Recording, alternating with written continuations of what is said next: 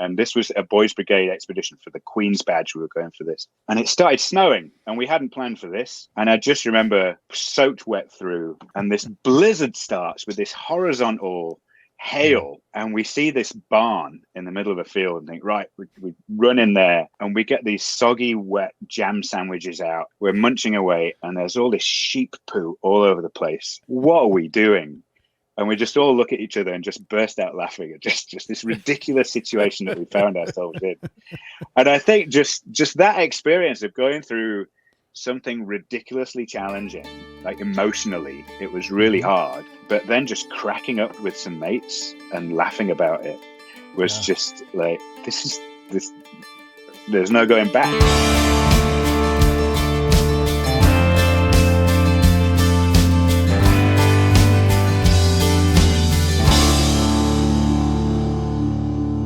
I've been holding back my excitement before we talked off camera here, Rob. I've always wanted to know about Outward Bound. I've heard of Outward Bound my whole life as I got introduced to the outdoors. I've always been kind of curious what Outward Bound as a company and as a brand, what their mission is about. And as I started doing more research into, your mission statement and a little bit about I got excited. So I'm getting ahead of myself already. I often do that. I'll introduce my guest here. This is Dr. Rob Wallis. Am I saying that correctly? Yeah, absolutely. Yeah. Okay, Dr. Rob Wallis of Outward Bound. What is your position at Outward Bound, out of curiosity? Yeah, so my position is Principal Education and Curriculum Manager. I've got more into research and evaluation in recent years, so more looking at the impact of that. So I like to say I kind of bookend the courses. I talk about curriculum and make sure that the curriculum we teach in the outdoors is true to Outward Bound curriculum internationally. Then at the other end of the course, I'm looking at, okay, what are the outcomes of that course? What are the students saying they learn on the course? Does that fit with the curriculum that goes in? And then, of course, how does that lead to long-term outcomes and then long-term societal impact? And that gets me more into kind of the support for our work through political means or funders and things like that. So I've kind of got my fingers in many pies in the organization. Okay. Now, is there like a CEO or something of the company, or is that pretty much you? No, that's not me. Definitely not me. Okay. No, the ED, Executive Director, is Andrew Young. Okay. So he's been with us getting on for 10 years, no, over 5 years anyway. And he comes strangely from the diabetes world, which I came from, a researcher in diabetes, but through diabetes camps, and then came to Outward Bound. Yeah. Oh, okay. Now, tell me a little bit about Outward Bound as a little bit of the history of it, because I know the history, but for people listening to this, they're kind of like, I've never heard of Outward Bound, or they maybe have heard snippets of it. How did Outward Bound get started? It's 83 years old, so there's a lot of history, but it goes even before that. There were two founders. One was the educational philosopher, who was Kurt Hahn, and then the other part was the financial, and that was Lawrence Holt. Kurt Hahn was an educator from Germany. He was exiled to the UK just before the Second World War due to his vocal views on where he saw Germany going and how the Hitler Youth was building, etc. And so he was exiled to the UK to become headmaster of Gordonstoun School. In the time in Germany, he had a colleague, Marina Ewald, who took students on an expedition. And this is not just like a little field trip. She took them out for 2 months with a vague plan of, okay, we're going to go from Germany, we're going to go up to Finland, we're going to at some points forage for our own food. The students are going to be in control of how they barter for food and how they get their own provisions. And so it was very much the students leading the show, which is very much what Outward Bound's philosophy is like trying to transfer that initiative to students as soon as possible. But when she came back to the school, Hahn saw, not only from her, but in the students as well, the growth in those individuals and how really important that kind of experience was. And so when he founded this school in Gordonston in Scotland, the 28-day Moray badge was a large part of the curriculum, and that still goes on as far as I know up in Gordonston. The school is still running. It's the school where Prince Philip and Prince Charles went as well. Okay. So very high end, kind of pretty elitist school, but Hahn was definitely wanted this type of education, not just for the elite, but for the masses, and so developed this Moray badge into a county badge, so a nationwide badge. And the idea was to be funded through the counties. It worked to some extent. Some of the counties, so the equivalent would be ridings in Ontario anyway, the size of those kind of entities in the UK. But funding was always an issue. And then, of course, the Second World War broke out, and obviously funding then became non-existent. Yeah.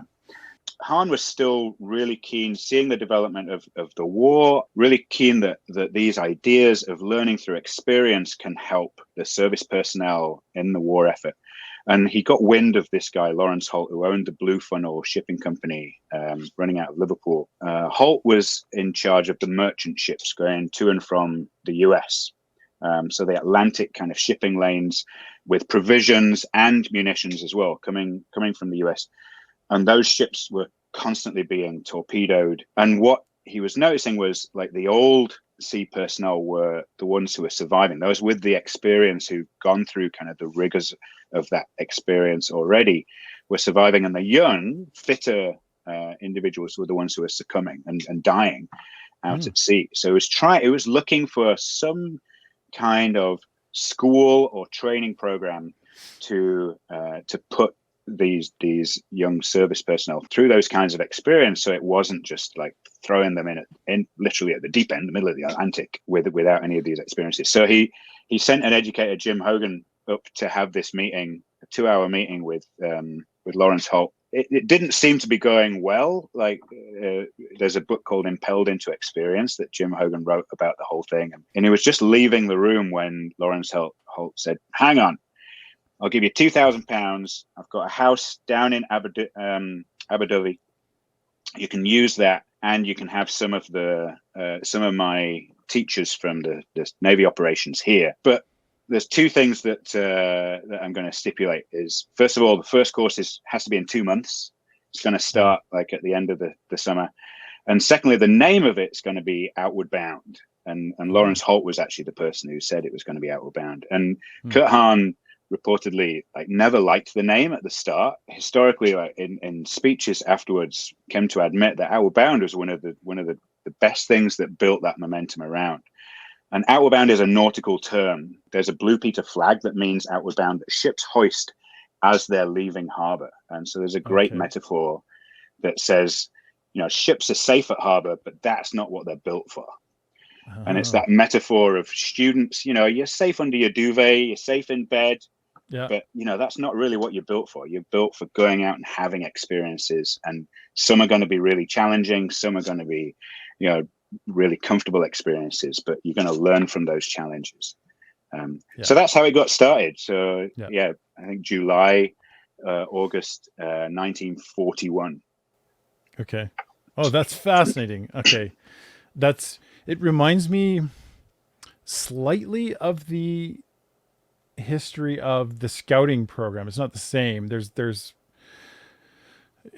was like 30 years before that is when scouting became a thing. I think that's when Baden-Powell was starting to look at youth and saying, we need to get a program for youth. It was around it was before World War One, I believe. Yeah, it was the 1900s, like 1907, I think, was the first camp on Brownsea Island. And interestingly, Jim Hogan, who's the guy who had this tricky meeting with Lawrence Holt, he was a scout leader. He had noticed that then, as in now as well, there's that attrition from, there's a lot of kids in Cubs, and then it gets a few less in Scouts, which is a bit older, like 14 to 17. And then after 17 years, it really drops off. When you've got rovers and venturers. And his thought was, this Outward Bound program would be perfect for that age group. And that's really a good age group that we We come in like the late school, early university kind of age Okay. group. We focus more on the social emotional learning, social competence, and emotional intelligence, and use the outdoors as a vehicle for that. But at younger ages, it's harder to go as deep. So with our older participants, then we can really kind of delve into those emotional strategies, dealing with failure, dealing with conflict, and all those kinds of things that the outdoors really brings out. I'm excited for where this conversation is going to go, because this is my jam. This is like my favorite thing to talk about is, how to help youth find meaning in their lives and connection to the outdoors. I'm going to backtrack a little bit, and I'm going to put you a bit on the spot. I told you I was going to do this earlier, but I'll do it anyway. I think everyone has some version of a conversion story to the outdoors. More importantly, people who are involved in outdoor programming or in any kind of occupation that puts them in the outdoors, they seem to always have a story, or they just grew up with it and they've never known anything differently. I'm curious, from your perspective, what's your story? What's your conversion story? So my history is in the Boys Brigade. So the Boys Brigade was forerunner to Scouts even, so 1883 now. And Baden-Powell was in the Boys Brigade and decided to focus on those camping aspects of the activities that we did. And so I'm going to take that and I'm going to run with it. That's how Scouts was developed. But my family was always involved with the Boys Brigade. And as well, I was not very fit at all when I was a kid, not into organized sports. And I do remember a teacher so I used to cycle to school, which wasn't very far, but there was a hill called Spen Lane. And I used to get off at the bottom of the hill and just walk my bike up. And there was a teacher, Mr. London, who he drove to school, which I never actually questioned. But anyway, he drove to school. But every day he would say, "Oh, so you get," even if I hadn't, I knew I hadn't got a little bit further up the hill, but he'd tell me, "I saw you get a little bit further up the hill there," and it really gave me that incentive to try a little bit harder. And I would say, my watershed moment was the day I got up to the top of that hill without having to get off. That was it. I was away and was like, I could cycle up that hill all the way to school. So I remember that, and and that was like a significant person who influenced me, because I feel like I then started to enjoy more of those outdoor activities because I was able to be a little bit more active. And when I was 14, we went on a youth hosteling expedition. In fact, I know the date. It was the 22nd of March, so it must have been 1985. What were you doing then? I was in grade 5. Right. So I was with two of my mates, Ian Benson and Ian Sheldrake, and this was a Boys Brigade expedition for the Queen's Badge. We were going for this, and it started snowing, and we hadn't planned for this. It wasn't supposed to snow in March. It was like near Easter, and I just remember, like, we were pretty miserable. We were soaked wet through, and this blizzard starts with this horizontal hail, and we see this barn in the middle of a field and think, right, we run in there, and we get these soggy, wet jam sandwiches out, and we're munching away, and there's all this sheep poo all over the place, and my mate Ian Benson's like miserable as anything, just like, oh, what are we doing? And we just all look at each other and just burst out laughing at just this ridiculous situation that we found ourselves in. And I think just that experience of going through something ridiculously challenging, like emotionally, it was really hard. But then just cracking up with some mates and laughing about it was just like, this. There's no going back. I don't know why, but it was just really, really impactful. And yeah, I didn't come to it as a career until much, much later, but always as a hobby or as an interest. It's always been something that I've really liked. If I was to put money on a certain concept or an idea, it's that people who make that conversion to the outdoors, it often is that age group. It's about that time, from that like 13, 14 up to 17 age, if it happens then, it's there and it's solid, and it never goes away.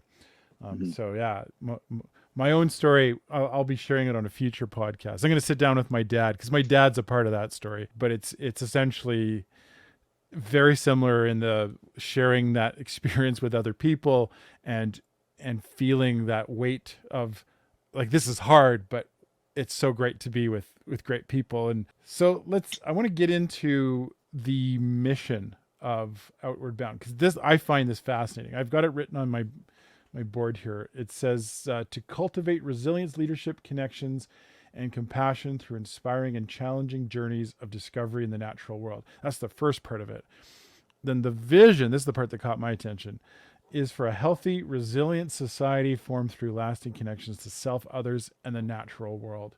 That phrase, that, a resilient society and connections to the natural world, that to me is like, wow, that jumps off the page for me. To me, that's so important in my own life and my, the lives of people that I associate with. When I say that mission out loud, like, a little bit, can you talk a little bit about that mission, or how Outward Bound accomplishes that mission? It talks about the transferring that experience from the course to wider society. So building a resilient society in that vision. And one of the problems we have with talking about Outward Bound is there are so many benefits to what we do, whether that's mental health or whether that's physical health, whether that's connection to the environment, whether that's disconnecting from technology. The list goes on of how many different benefits there are, and so trying to hone that down, like building resilience in any way, shape, or form, is really what we're good at. And then connecting to self, others, and the natural world. That's what we keep coming back to. Whenever we try and change our mission or looking at our outcomes, it's always like self, others, and the natural world are the three things that really, it encompasses everything, which I guess is a bit of a cheat, but it really is talking about building resilience, building social competence, and building environmental responsibilities, where that curriculum kind of focuses on.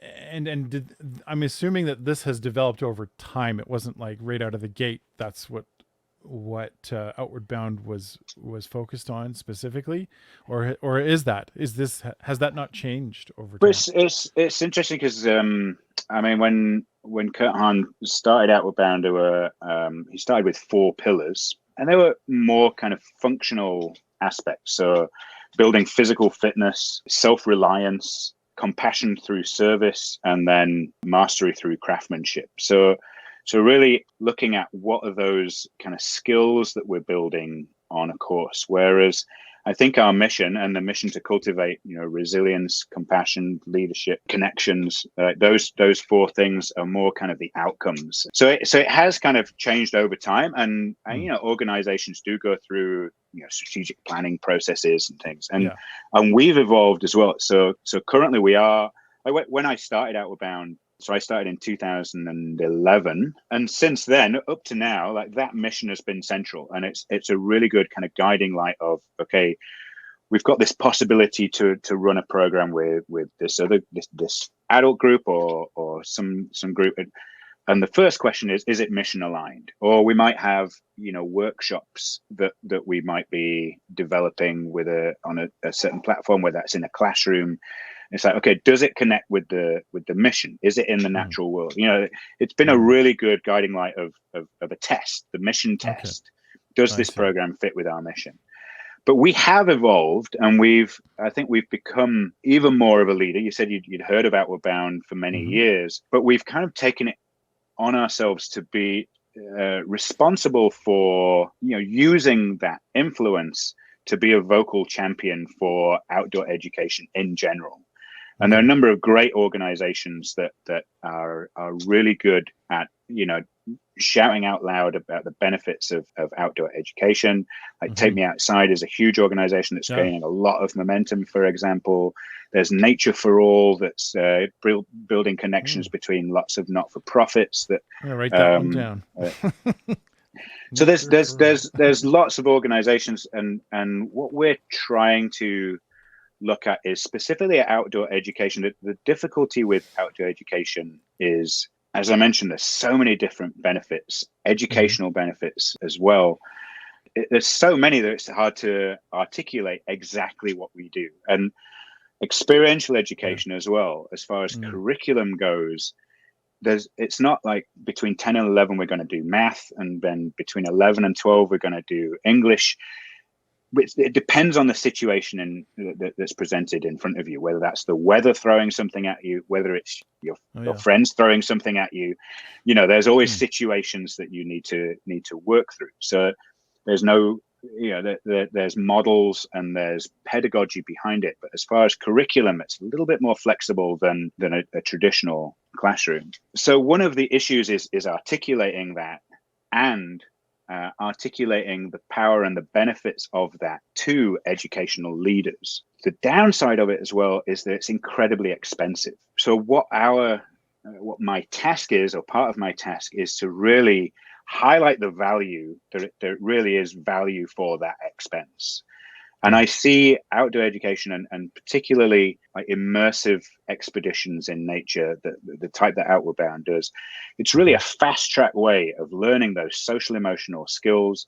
Like, it's putting you into unfamiliar situations with unfamiliar people most of the time to work through all those social skills and those emotional skills that you need to succeed, whether that's at school or with family or in your communities. Even though, our courses are like 1 week, 2 weeks, 3 weeks sometimes, it's still such value for money time-wise as well, because it's a fast-track way of learning those skills.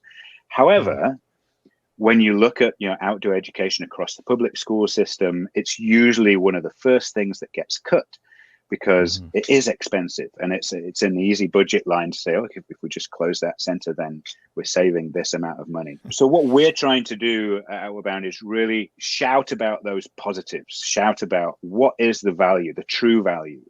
And we were able to work through my work looking at that mission test and looking at the outcomes. We were able to work with Bain and Company, who gave, as part of their corporate social responsibility, they did a social return on investment study that showed that $1 donated to Outward Bound is a value of $13 back to society, whether that's through saved workplace days, through less illness, whether that's mental health or whether that's through physical health, or whether that's through tax dollars, through people getting more leadership managerial jobs.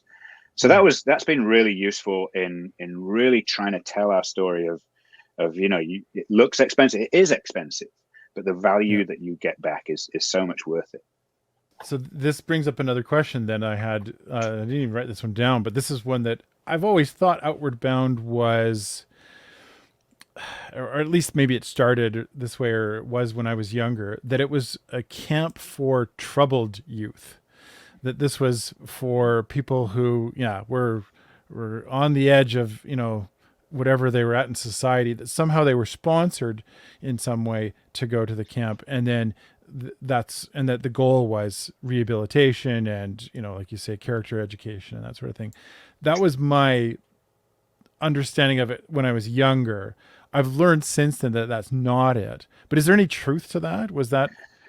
Yeah. I think generally if a kid is succeeding at school, then the parents aren't looking for alternative programs, to send the kid. Okay, kid's really happy doing well in school, and so that's status quo is fine. And when a kid is struggling, then parents start looking for other programs. I think that's the case. I mean, this type of education, I believe, is that it's not for. I mean, a 32-day whitewater trip up the Mississippi River is not for everybody, 100%. But we do have shorter trips. We have more accessible courses. We have down at the Brickworks in Toronto. We have day programs, but trying to build a relationship with schools that it's multi-day over a period of time, more accessible. There are benefits to everybody. I think, how did you put it, for troubled teens or at-risk youth, it's one of the first kind of things that parents might look at to benefit their child. And I think certainly when Outward Bound started, so it started in Canada in 1969, and just talking to some of the alumni from then, it was kind of, my parents sent me there to fix me, kind of thing. And a lot of the people that we still hear from, it definitely worked, and it completely changed the trajectory of their life. I'm sure there were many that that you have to be motivated, you have to be bought into the program to get the best out of it. So I'm sure there were quite a few that didn't happen. Yeah. And I bet you there's people, just like you're saying, where the parents have put them in the program and they don't want to be there. Yeah.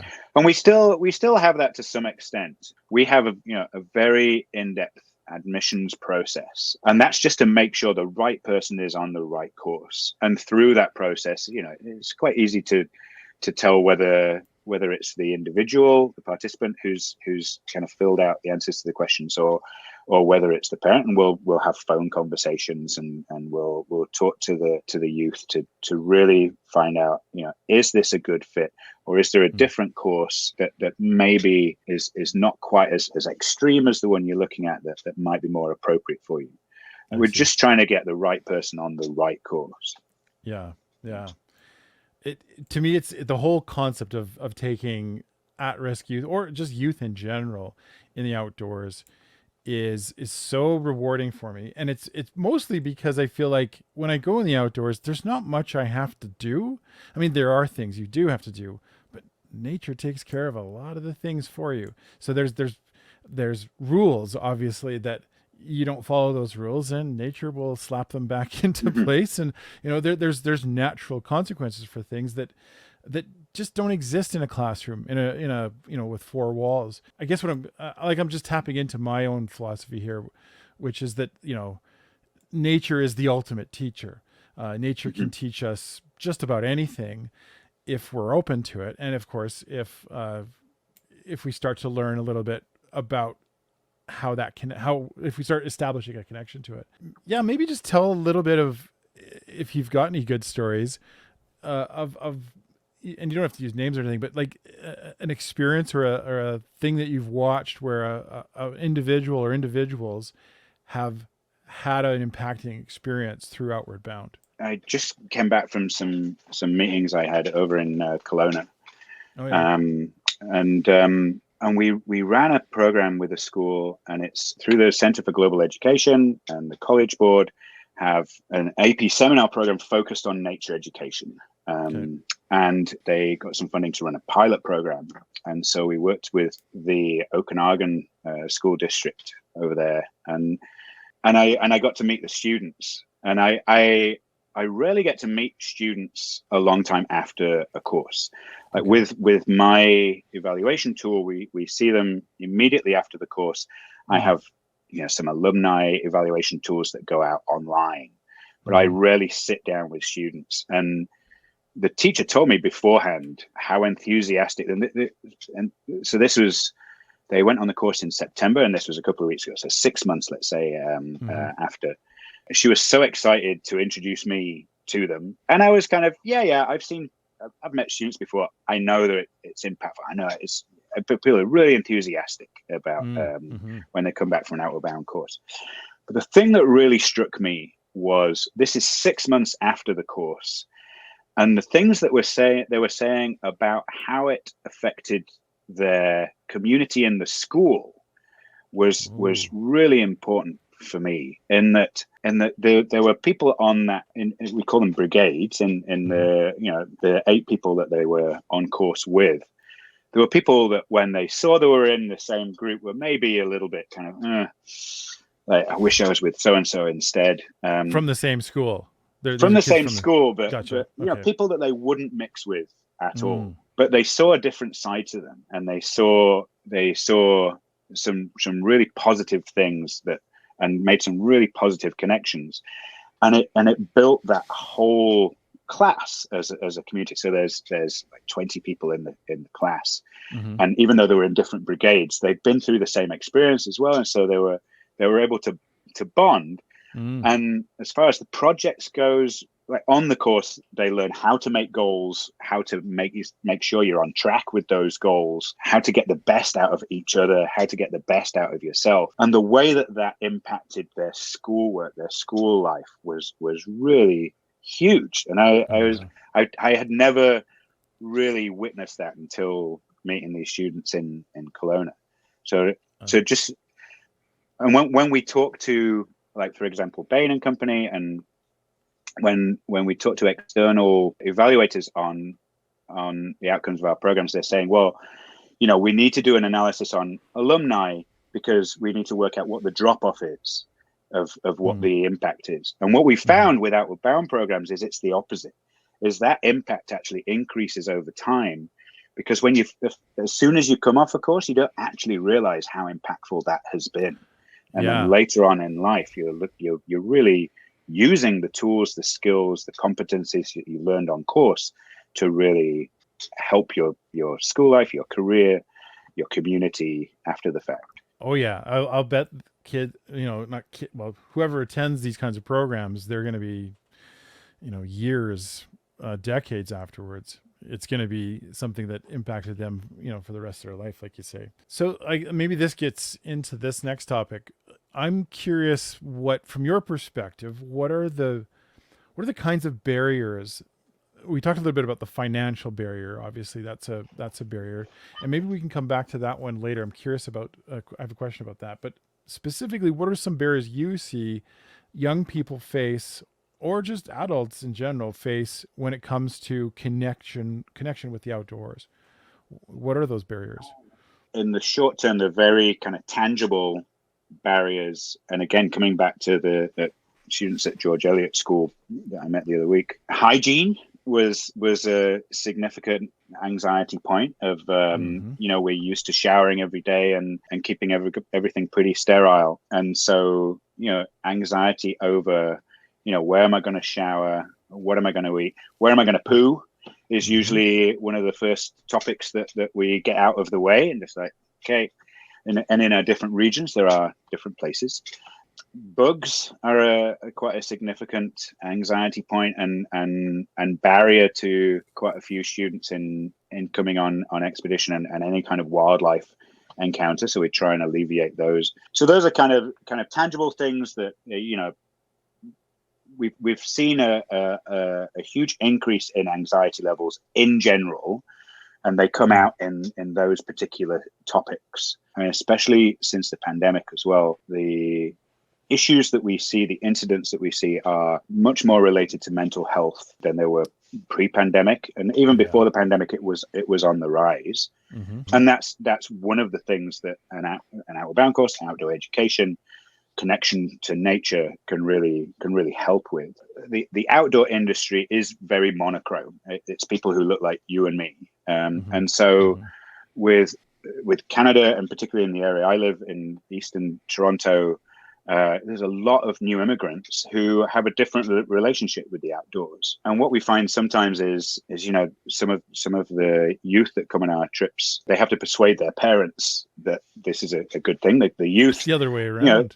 The youth can they feel pretty comfortable sleeping in a tent, and the parents are thinking, well, hang on, why would you sleep in a tent? Like I've spent half my life trying to get away from that kind of living environment, and now we've got a comfortable life in Toronto. Why would I ever do that? That's fascinating. I hadn't thought of that as a barrier, but that's a strange barrier that I hadn't even considered. That's a barrier for that parents. There's this generation gap of people that haven't really spent a whole lot of time in the outdoors, or that and various, like you say, various cultures have different approaches to this, but there's an entire generation that hasn't had that experience of of why it's even important in the first place. And I hadn't even considered it as that's a potential area. 'Cause I like, well, maybe you'll get to this, but I'm curious how you would target that. As I mentioned, the outdoor sector currently suffers from a lack of diversity. And in order to survive and in order to thrive, we need to address that. We need to improve access and welcoming to the outdoors for people of color, for new immigrants, and without. In Outward Bound Canada, we've managed to get a grant from the federal government, ostensibly as a recovery measure from the pandemic, as we saw the number of staff that we have available being decimated from people retraining, and across the board with camps as well. It's really hard to regain that continuity of instructors that we had before, because everybody overnight experiences in the outdoors were the first thing to shut down and the last thing to come back with the pandemic. So we managed to get a grant to create the Outward Bound Training Academy for Outdoor Professionals, and use that as an opportunity to really focus on, okay, we need to think differently about this, and we need to welcome people who have been underrepresented in the instructor pool that and the management and the director, the executive director of organizations pool that we have. And so we've exceeded our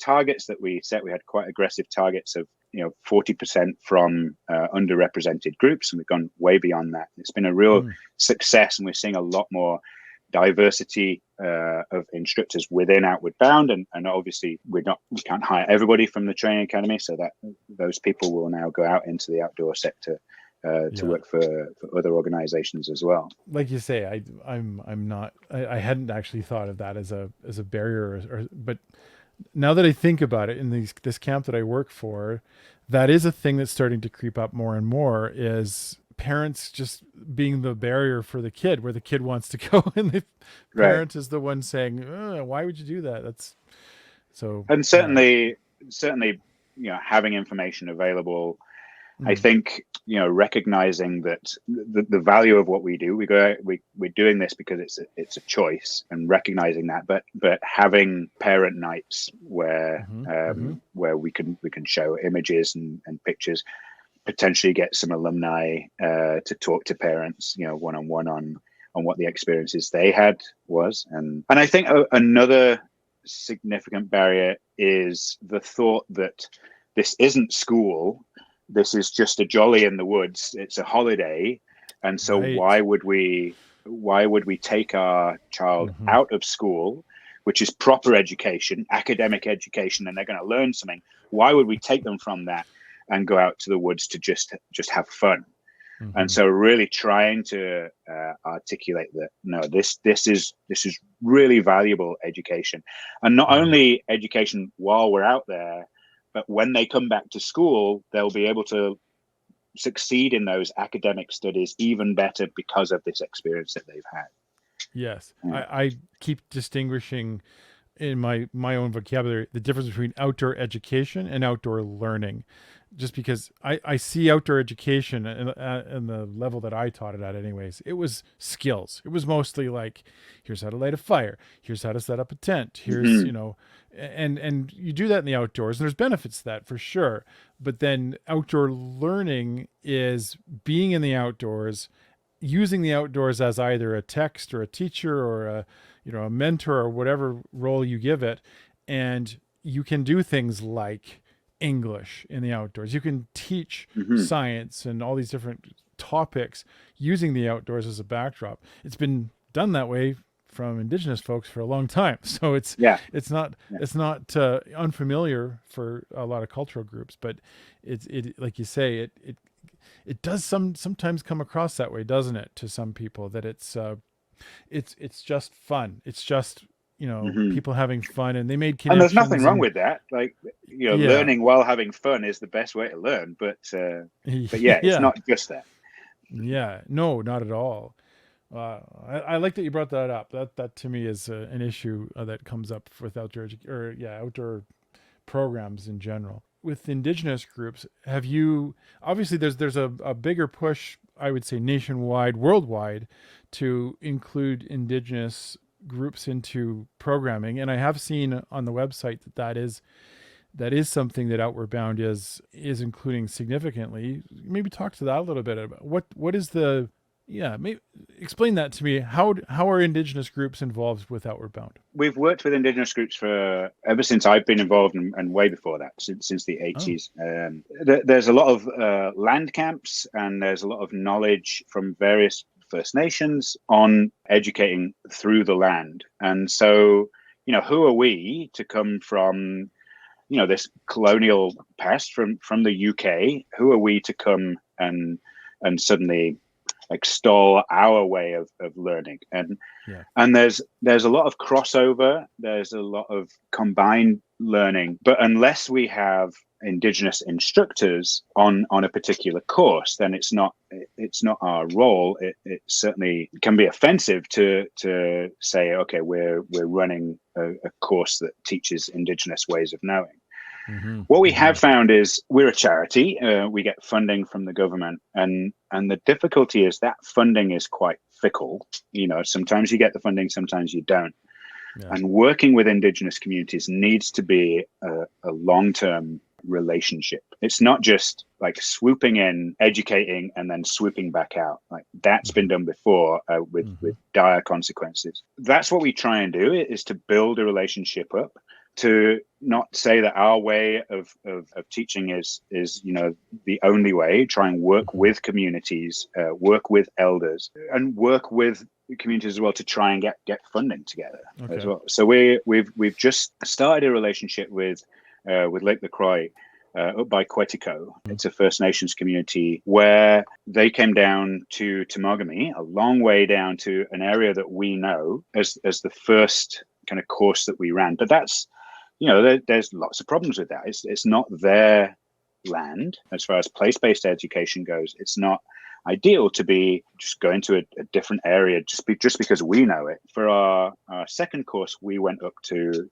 Lake LaCroix. A van load of instructors went up with our course director, and they had that conversation on the way up of, who are we to go up to this place and say, that we're really good educators and we're going to do this. And when they got there, they were so welcomed by the community, and particularly by the elders there, saying, look, we need you because we've lost this connection. There's a generational gap. Oh, wow. Through residential schools, through the 60s scoop, there's been, the intergenerational trauma that has happened through that.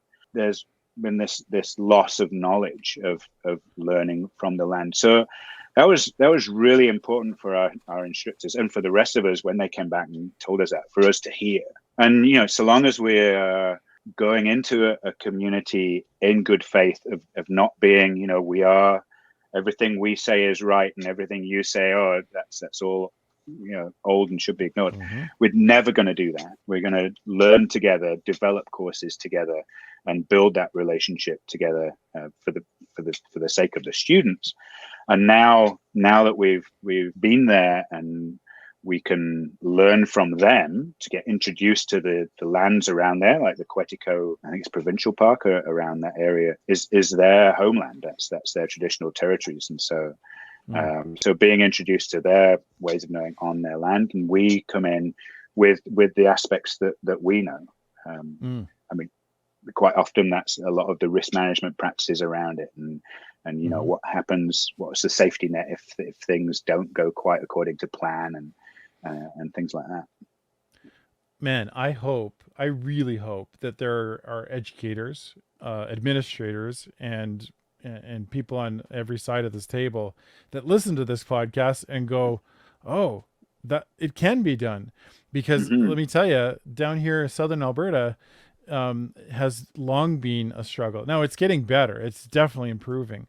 But here in Southern Alberta and in other places too, there's still that tension between between groups because of what you're saying. The come in, sweep in, do a show of trying to sound like, you say the right words and you say it the right way, and then leave, and then back to square one in many cases, without actually making any headway in terms of, like you say, any relationship building and long-term understandings. So yeah, I do hope that people hear that and go, oh, it is possible. It can happen. Yeah, And we've definitely yeah. made missteps along the way. Mm. It's always a learning journey, and certainly, like we're at the start of this relationship with Lake LaCroix, and it's going well because we've had experiences before where we've made missteps, and with the best intentions, but it's not been the right way to go about things, and we've learned from that, and we'll continue to learn as well. Yeah, lots we could say in that direction, but I want to keep this going along here. So if a young person hears about Outward Bound and wants to get involved, you talked a little bit about the registration process, or not registration. You said something earlier Through about admissions. admissions. Yeah. Yeah. Mm-hmm. What else do they need to know going into this? We talked about the cost early as a barrier. Is that something that can be subsidized, for example? That's maybe one question. We'll start with that. Could that be subsidized for a student? Yeah, absolutely. So yeah, we have funders. We have, whether that's foundations or individual givers or corporations. A large part of what we do is fundraising. We're also writing grants to the government. I mentioned the federal government grant for the training academy. There's an application process for that. So we're really proud that, depending on how successful we've been in any particular year, but over 60% of our participants have got some kind of funding in the last year. Some of that is 100%. Some of that might be a smaller percentage of their course. Okay. But yes, there's funding available for our courses. We've got a March break program happening in the Toronto Urban Centre today, and that's a 5-day program where it's $100 per participant. Because of 4/5 of that or more, we've managed to subsidize through our funders. So yeah, obviously the earlier the better. It's kind of that funding does whittle down pretty quickly. Some of it is restricted to certain groups. We're more and more trying to kind of free up that and unrestrict that funding, but sometimes a donor has a particular way that they want to donate and might fund a particular group. Okay. What does it cost, for, just out of curiosity? So like, I'm going to do a 1-week expedition kind of trip with Outward Bound. What does that cost a person to sign up for something like that? So, and it depends on the course. It depends on the region. It depends whether it's in the urban center. I mean, in the urban center, it can be less than $100 for a day. But if we're doing a really remote trip, as I say, the example is the Missinarbi.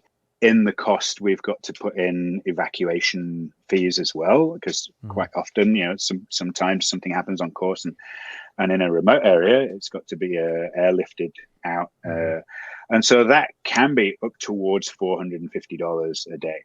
Yeah. But generally for our what we call wilderness or our remote trips, it's between $250 and $350 per person per day. And so that subsidy really comes in handy, because not many people can afford that, to pay the full whack themselves. Yeah.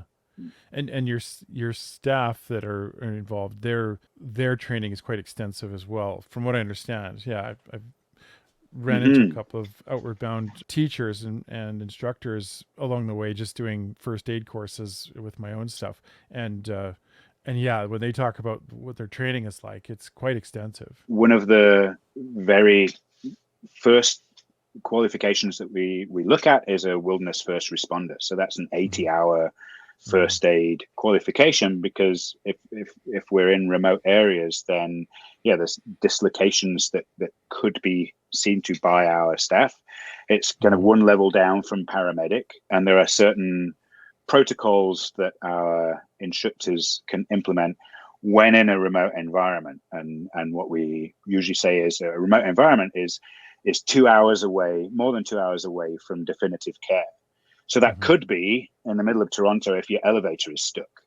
because no one can get to you. So in that situation, you're allowed to implement your special conditions where you can put that training into use. Otherwise, you're on the phone to 911, and within 8 minutes, there's an ambulance down at the brickworks if anything happens.